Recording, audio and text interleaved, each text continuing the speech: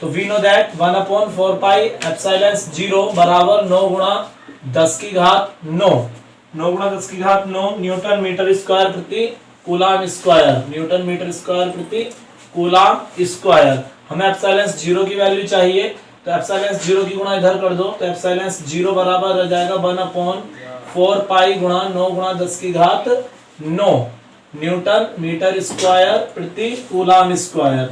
1/4 पाई, पाई का वैल्यू लगा दो 3.14 गुणा 9 गुणा 10 की घात 9 न्यूटन मीटर स्क्वायर प्रति कूलम स्क्वायर। अब कूलम स्क्वायर ऊपर पहुंच जाएगा और इसकी सबको डिवाइडेशन इसकी से मल्टीप्लाई कर दो, तो 1/4 चौक 16 का 6 हासिल 1 4 का ना 4 और 1 हासिल का 5 4 तिया 12 12.56 गुणा 9 गुणा 10 की घात 9 ऊपर को चला जाएगा माइनस में, और ये कूलम स्क्वायर ऊपर पहुंच जाएगा बटे मीटर, इसको न्यूटन मीटर स्क्वायर प्रति कूलम स्क्वायर था, तो कूलम स्क्वायर ऊपर पहुंचेगा तो क्या बन जाएगा कूलम स्क्वायर प्रति न्यूटन मीटर स्क्वायर।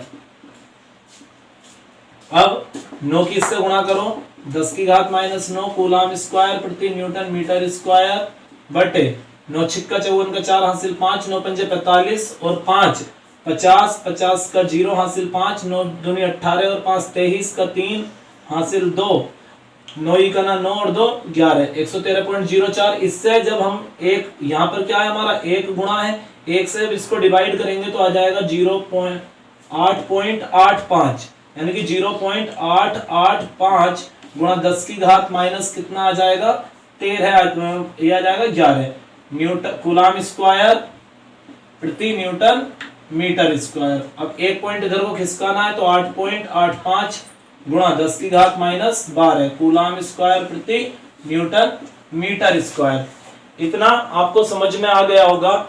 ये हमारा एप्सिलॉन 0 का अंकित मान निकल के आ चुका है। अब इसी में हमें एप्सिलॉन 0 का अंकित मान निकालने के बाद एप्सिलॉन 0 का विमीय सूत्र और निकालना होता है, उसको और समझेंगे।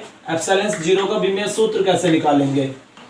एप्सिलॉन 0 का विमीय सूत्र निकालने का तरीका हमने कल पढ़ा था, कूलम का नियम। F बराबर 1/4 pi epsilon 0 Q1 Q2 upon R square.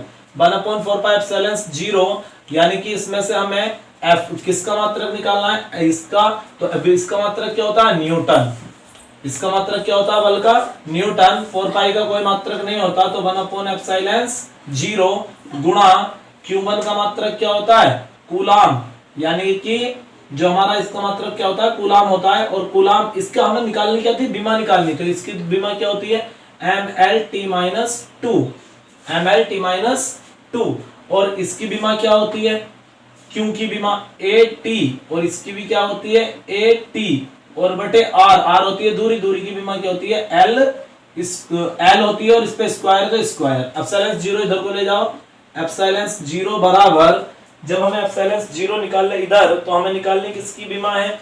अब देखो ये गुणा वाला इसके बटे में चला जाएगा, बीमा पे ये ब्रैकेट जरूर लगानी होती है हमें, ठीक है। अब एप्सिलॉन 0 की इधर गुणा कर दी तो ये आ गया a स्क्वायर t स्क्वायर बटे l स्क्वायर और गुणा mLt-2। अब m की घात ऊपर को काय में जाएगी माइनस में, l की 2 ये और 1 ये, l की घात कितनी होगी 3 और ऊपर को काय में जाएगी माइनस में। उसके बाद t की घात -2 काय में जाएगा प्लस में, और ऊपर क्या चल रहा है a स्क्वायर और t स्क्वायर। अब m की घात -1 l की घात -3 t की घात 2 और 2 कितनी हो गई 4 और a की घात 2। ये हमारा एप्सिलॉन 0 का विमीय सूत्र भी आ गया निकल के। आई होप दैट कि आपको ये दोनों चीजें आपको समझ में आ गई होंगी। उम्मीद करता हूं कि आपको इतना कुछ समझ में आया होगा, और इसके आगे मैं आपको डेफिनेशन बताने वाला हूं, उसको जरा ध्यान से सुन लें।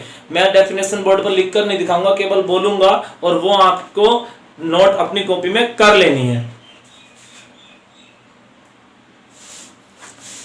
तो स्टूडेंट पहली डेफिनेशन है परावैद्युतांक, लिख देता हूं, चलो आपको आसानी रहेगी। परावैद्युतांक परावैद्युत माध्यम की विद्युतशीलता तथा निर्वात की विद्युतशीलता के अनुपात को परावैद्युतांक कहते हैं। परावैद्युत माध्यम की विद्युतशीलता तथा निर्वात की विद्युतशीलता के अनुपात को परावैद्युतांक कहते हैं। और परावैद्युतांक को किससे प्रदर्शित करते हैं? के से प्रदर्शित करते हैं। तो के बराबर सूत्र हो जाता है एप्सिलॉन्स बटे एप्सिलॉन्स नॉट। उसके बाद डेफिनेशन आती है वैद्युत बल रेखाएं। फास्टली बोल रहा हूं, देखो सभी बच्चे अपनी कॉपी बनाते रहें, थोड़ा टाइम कम लेके और आपको ज्यादा देने की कोशिश कर रहा हूं। कोई बात समझ में नहीं आती है तो व्हाट्सएप पर मुझको मैसेज कर देना, तो आपको दोबारा समझा दूंगा।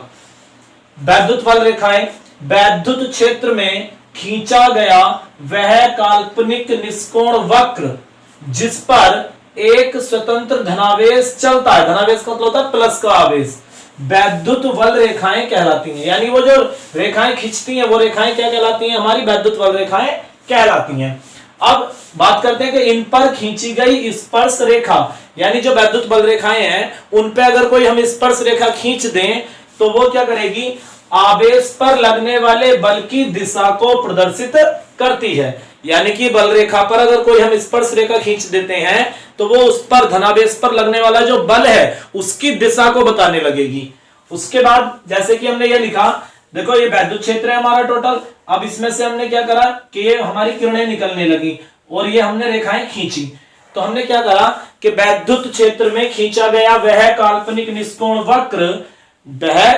निष्कोण वक्र जिस पर एक स्वतंत्र धनावेश चलता रहता है और वैद्युत बल रेखाएं कहलाती हैं। और ये वैद्युत बल रेखाएं जो होती हैं इन पर अगर कोई स्पर्श रेखा खींच दी जाए तो वो लगने वाले बल की दिशा को बताती है। उसके बाद हमने करा इनके गुण, वैद्युत बल रेखाओं के गुण।